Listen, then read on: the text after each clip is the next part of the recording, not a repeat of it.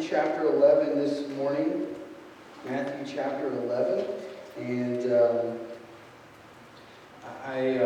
I'm going to be reading from verses 16 through 19. It's a weird place to start, I know. And this might be a kind of maybe a little bit more of a difficult message to follow, but I just pray that you bear with me and we do our best together. But I'm going to be in 16 through 19, and then I'm going to jump to 25 and 30. But what I found is I'm going to stick with verse 16 to 19 as like part 1 this week.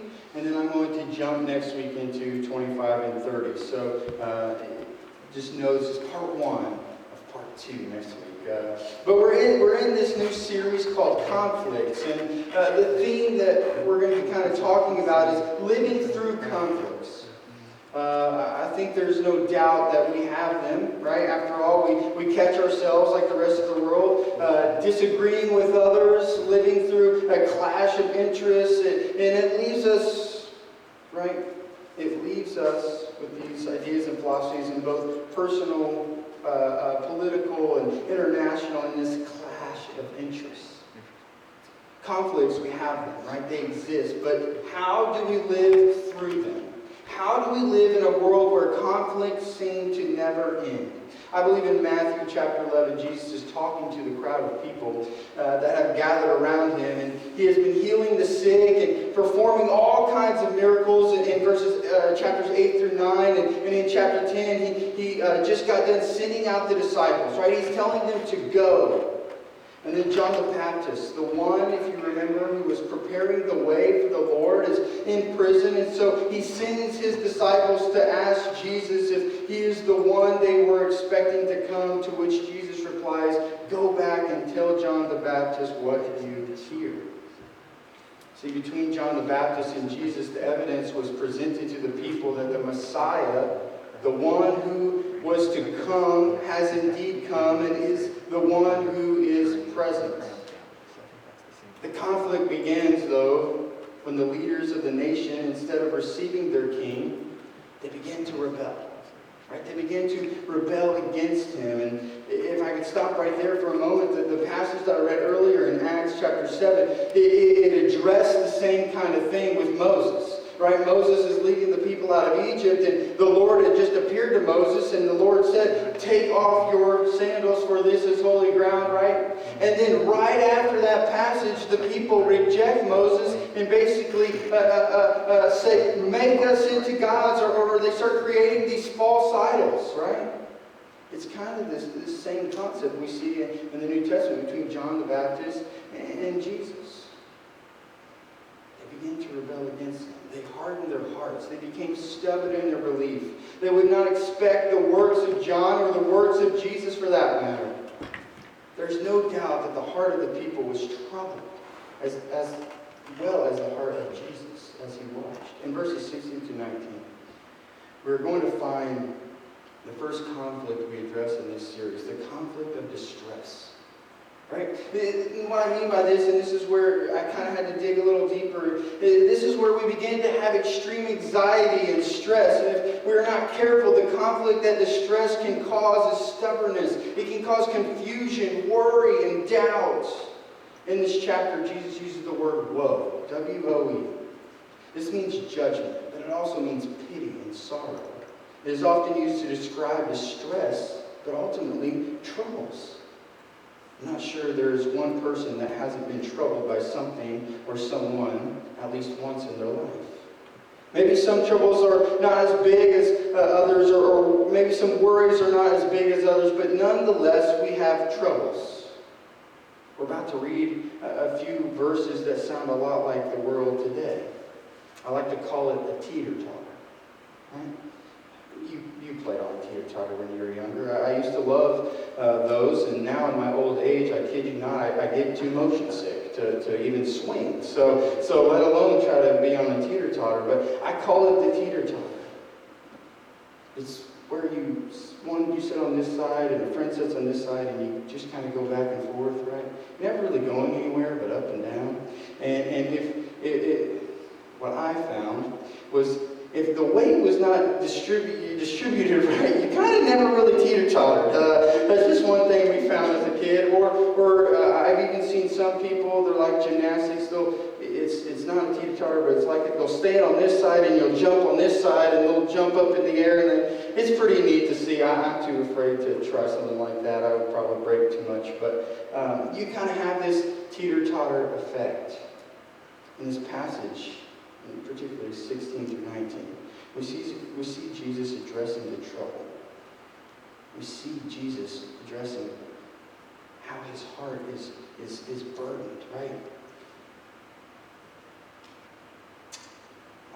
I really think that as we look at this and we bring our attention to the sorrow that Jesus has and yet the troubles we face, I believe Jesus brings attention to the rulers and really the church. I told you it's starting in the middle. I hope to address some more of the chapter, but I'm going to go ahead and read verses 16 through 19. And it says this, "But to what will I compare this generation? It is like children sitting in the marketplaces and calling to one another. We played the flute for you, and you did not dance. We wailed, and you did not mourn. For John came neither eating nor drinking, and they say he has a demon. The Son of Man came eating and drinking, and they say, look, a glutton and a drunkard, a friend of tax collectors and sinners." Then he finishes with this, "Yet wisdom is vindicated by her deeds." That teeter-totter effect, right? We played the flute, we did not dance. So we, okay, if you're sad, then let us mourn, but you did not mourn, right? One of my favorite commentaries, William Barclay, he said this, "Jesus was saddened by the sheer of human nature. To him, men seemed to be like children playing in the village square. One group said to the other, come on and let's play at weddings. And the other said, we don't feel like being happy today. Then the first group said, all right, come on and let's play at funerals. And the other said, we don't feel like being sad today. No matter what was offered, they found a fault in it. They found a fault in it. When we are facing heavy times and troubled times, times of distress, we run the risk of being confused. Right? We run the risk of just living in this confusion or this constant teeter-totter. I don't know what to believe. Right? I'm too confused to really decide where to go. What is right? What is wrong? What do I believe and what do I not believe? The first point that I want to make this morning, when we have these woe moments, right? These woe moments Jesus is talking about. These moments of trouble. We have to make sure we do not lose sight of what is true. The greatest thing confusion does in times of trouble or times of distress is cause an opportunity for misunderstanding. Jesus talks about this in chapter 11. He begins with John the Baptist, his disciples, asking him a question. Are you the one that was to come? Even the people who John had been discipling are asking Jesus if he is the Messiah. This question has been asked by a lot of people. And for instance, the rulers, who Jesus basically says can't make up their minds, are left asking the same thing. Not only that, but they take their confusion a step further. They allow their tradition, their right, their knowledge, their methods to stand in the way of encountering Jesus. They, in other words, misunderstand the one who has come to save them because they were confused by the methods in which he came. Think of that for a minute. Jesus is standing right in front of them. And they misunderstood him. They misunderstood John. They misunderstood just later in Acts when I read about Moses. The people of the Old Testament rejected Moses. They misunderstood the one who came to save them because they were confused by the methods in which he came.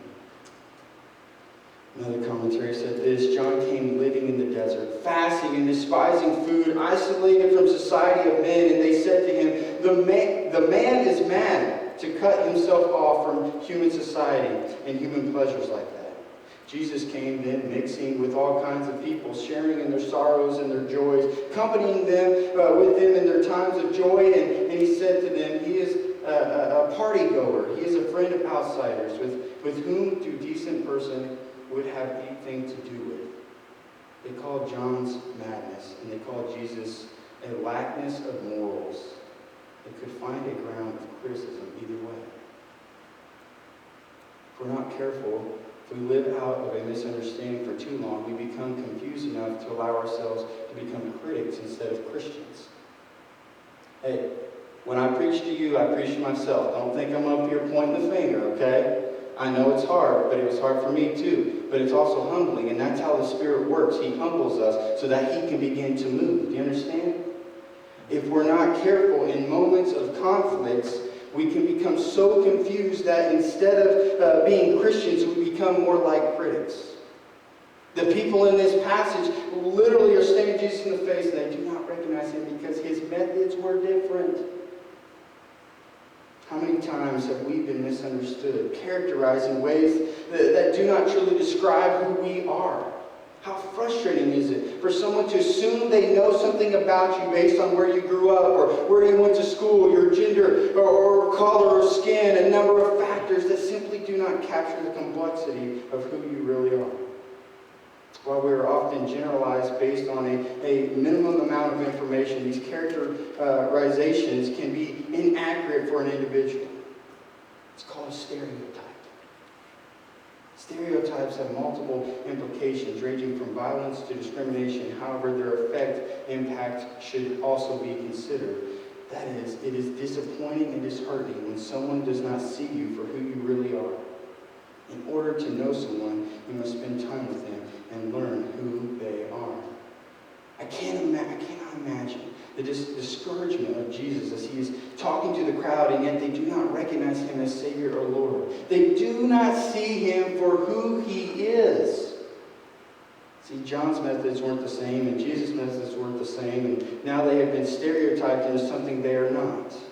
Jesus is up close. I'm trying to emphasize that. Jesus is up close and personal, and they cannot see Him for who He is. There's an activity that I kind of want to do that came to mind as I was preparing this. And Rick, I think I put the right pictures in order. If you want to go ahead and throw the first picture on there, that's the series we're in. But I want you to try and look at this picture and tell me what you think that is. I put an easy one on there for you, hopefully an easy one on there for you to see. How many would say that's a football? Most of you. Go ahead and flip the second script or picture. It's a football. Yes, you can see that it's a football. Once you zoom out, it is a football. Go ahead to the other picture. How many knows what this is? Any guesses? What was it? A crown. Yes. Crayon or crown? I say crown. I don't know what you said, but I say crown, and my wife will correct me. And I'm trying to get better at it. But yes. That is a crayon crown, if you're saying it like me. Go ahead to the next picture. How many knows what that is? It's an Oreo. Good job. Yes. Somebody likes to take them all. Okay, all right. I'm not the only one. That one was a tougher one. I tried to make them get tougher as we go across, but that was an Oreo. What did you think it was? Oh. I hate to say it. Oh, okay, don't worry. Oh, man. Yeah, that's great. It's crazy when something's up close, right? Go ahead to the next one. What do you think that one is? Yes, a pencil. Go ahead. Yeah, it's a pencil. Okay, what about this one? I think this is the one I think is the toughest. What did you say? It is an apple. Good job. I didn't know that one. When I was looking at these, I'm like, I have no idea what this one is. It's an apple, right? I think that's all of them, right? Yeah. Okay. Yeah. It's this idea that sometimes when you're up close, you can't really see what it is until you take a step back, right? What if, like the pictures, we took a step back for a moment? We just, we're up here. What if we just took a step back? Hear me out for a second, please. I think the best thing we can do in certain situations, especially ones like these, is actually take a step back. Because when we take a step back from trouble, when we take a step back from conflict and distress and criticism and all this other stuff, we actually take a step closer to Jesus. And better yet, we take a step closer to understanding, a step closer to truth. My challenge this morning, I'm not quite done, but my challenge this morning is this. Next time our hearts are troubled, and we are enduring conflict, take a step back so that you can take a step closer to understanding. I believe when we do that, we understand the last thing Jesus says in this passage. We begin to embrace wisdom. Wisdom. Not knowledge by time or elder, but wisdom by the action we take in responding to the revelation of God. Right? Hear me out again.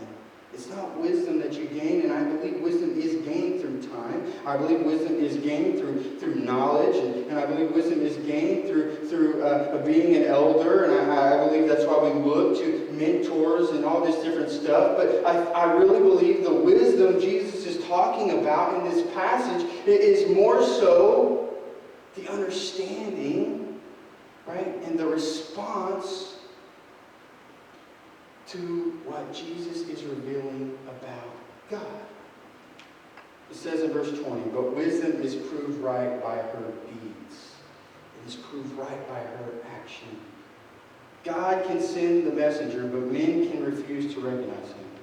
And God can send his truth, but men can refuse to see it. God's revelation is powerless without man's response. Think about that for a minute. God's revelation is powerless without man's response. The point that I'm trying to make is the truth of the matter is this. Jesus is revealing to the crowd the powers of God. He's looking out to this crowd and he's speaking to them and he's revealing the powers of God. As someone that is standing in the crowd, it is our job to respond to it. It is our job to respond to it. Earlier in this passage, starting in verses 4 through 15, Jesus responded to the disciples of John the Baptist, and they asked him this question. I mentioned it earlier. They asked him, are you the one that is to come? John the Baptist is in prison, and he's needing to find out if Jesus really is the one who he has been preparing the way for. He read this, and starting in verses 4 through 15, it's a little longer, but I have to read it this morning. To them, he replied to the disciples, and he said, go back and report to John what you hear and see. And this is what he said. The blind receive sight, the lame walk, those who have leprosy are cleansed, the deaf hear, the dead are raised, and the good news is proclaimed to the poor. Blessed is anyone who does not stumble on account of me. Then he says, as John's disciples were leaving, Jesus began to speak to the crowd about John. What do you go out into the wilderness to see? A reed by the wind? If not, what did you go out to see? A man dressed in fine clothes? No. Those who wear fine clothes are king's palaces, are in the king's palaces. Then what did you go out to see? A prophet? Yes. I tell you, and more than a prophet. This is the one about whom it is written. I will send my messenger ahead of you, who will prepare the way before you. Truly I tell you, among those born of women, there has not risen anyone greater than John the Baptist, yet whoever is least in the kingdom of heaven is greater than he. From the days of John the Baptist until now, the kingdom of heaven has been subject to violence, and violent people have been radiant. For all the prophets in the law prophesied until John. Verse 14. And if you are willing to accept it, he is the Elijah who was to come. Whoever has ears, let them hear. May we always be more willing to step back from conflict, to step back from preference, from distress and chaos, and always choose to step closer to wisdom and understanding by responding with action to the revelation and power that Jesus has revealed. It's funny to me that, and the reason why I was trying to emphasize that the methods of John and the methods of Jesus were rejected, and it's the same thing that's really happened with just about any prophet. You could say the same about Daniel, you could say the same about Moses, and multiple times in their life, their methods maybe were rejected. Yet when you read that passage and Jesus starts talking to the crowd and he shares everything that John has been doing, how could you reject that? Right? He's literally revealing the revelation of God and the power of God. And yet, these rulers are sitting there and they are rejecting him. No wonder Jesus is facing distress and sorrow because he knows what could be. right? He knows what could be. Jesus responds in verse 4 by sharing all the things that are happening. He shares it with his desire that the power of God would be revealed where all men would have no other choice but to act, right? He's basically sharing all this, and he's saying, look, I'm sharing the good news because at the end of the day, I want to leave no other choice than for you to act, for you to respond. In the midst of chaos, be willing to step back so you can see the picture clearly. I'm going to read an article that one of you gave me this week, and it was good. It was good. I really enjoyed reading it, and the concept of what it's sharing, and it's a daily devotional. But I'm going to read this article for just a minute. I'm paraphrasing it. I'm not going to read it all, but I want you to hear this. It says this: the actual word that appears in Scripture, and I'm going to ruin some of these Greek and Hebrew names, but the actual word that appears in Scripture is ecclesia. Ecclesia means that means the gathering, the congregation, or the convocation. So the church is not a physical organization, location, or building. It is the gathering of God's people, the congregation of Messiah, no matter where they are on earth. But there is more to it. The biblical roots of the word ecclesia go back much further. It's the word ecclesia is a translation of the Hebrew word kala. I'm sure that it's maybe pronounced a little different, but words especially used to speak of the congregation of Israel as it journeyed through the wilderness and dwelt in tents on its way to the promised land. In fact, the book of Acts speaks of Israel on Mount Sinai as the ecclesia, the church in the wilderness. It says this finally. An Israel journeying, this is what the church is, an Israel journeying through the wilderness. And that's the mystery. The church is the Kala, a caravan, an Israel of spirit, not yet home, but journeying, caravaning, tenting, pilgriming, camping out in the world, always moving, always further from Egypt and closer to the promised land. I love that. Always further from Egypt and closer to the promised land. It ended with this: your goal is to move continually forward away from Egypt and closer to the promised land. May our church, may our desire as a church, as this gathering of people journeying through the wilderness, camping out in the world, may our church always be moving further from Egypt and closer to the promised land. And we continue to journey, caravan, and camp out into this world. The more we step back, the better we see and understand, right? The further we get away from Egypt, the closer we get to the promised land. I've decided to break this up for you, and I'm not going to lie to you, as I was reading this, I felt like it was just kind of like a smack in my face, a little bit, as I was reading this. But next week I'm going to talk about verses 25 through 30, and I might reference a little bit this week. If you want to go ahead and read 25 and 30, that would be great. But Jesus talks about the solution, right? He talks about a solution to conflicts and to troubles and to distress and some of these things that we deal with each and every day, that we deal with in our world today. But this morning I wanted us to grasp this idea that sometimes we can be so close to what's happening in front of us, we lose sight of what we're really looking at. I love that Conda shared this morning as she sang. She was overwhelmed last night, right? But then she stepped back and realized the one who has come has overcome the world, right? To regain the bigger picture. You seek wisdom that causes you to then bring forth action and causes you to react to the power that is being revealed through Jesus and what he is doing. That's my prayer for us this morning. I'm gonna close in prayer, and as you dismiss, I'm just gonna play a song quietly. You can still talk. It's gonna be played quietly. So feel free to dismiss. But that's my prayer for us this morning. That we would choose to react to the powers of God. That we would choose to step back. And that we would choose to walk closer to the promised land, even though we're walking further away from Egypt. Let me be clear that at one point the people wanted to go back.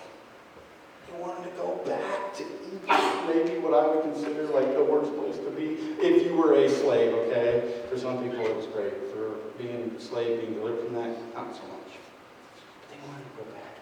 And we always had the desire to move forward. Let's pray. Dear Heavenly Father, we thank you for your word. Lord, we thank you for passages that maybe are a little bit harder to understand, but passages that we just makes us dive deeper into you. God, if any of us are going through conflict this morning, and I think we all have been, or maybe some of us truly are in this moment, God, may we have the courage to step back, right, so that we can step closer to you. God, may you just continue to reveal yourself to us. May you continue to be with us. And Lord, if any of us are rejecting what you're trying to speak into our hearts, if we are rejecting what you're trying to let us know and trying to reveal to us, may our hearts be softened so that we can move forward with you. God, we know that you have a bigger and better plan for all of us. And so, God, we ask that you continue to reveal that to us. God, that we may be able to live through conflicts in the confidence of who you are. Lord, we just love you and we praise you and we thank you for this hope that we have in you. We thank you that next week we'll talk about rest. God, if any of us need rest this week, may you just be with them. May you bless them. May you provide those opportunities. Lord, we love you and we praise you in your precious and holy name. Amen.